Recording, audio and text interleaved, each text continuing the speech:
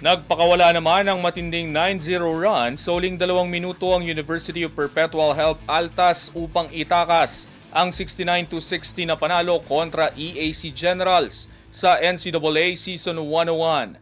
Ang ibang detalye alamin sa pag-abante ni Jason Gusilatar.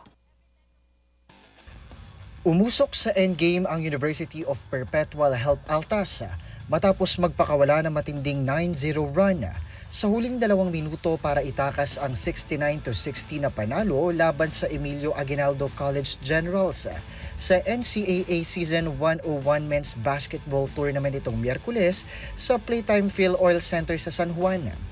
Tabla sa 60-all matapos ang 3 si Wilmal Oftana ng EAC. Bumawi ang Altas sa pangunguna ni John Cedric Abis at John Boral na nagtulungan sa finishing kick para tiyakin ang panalo. Umabante si Abis bitbit ang 15 points at 8 rebounds.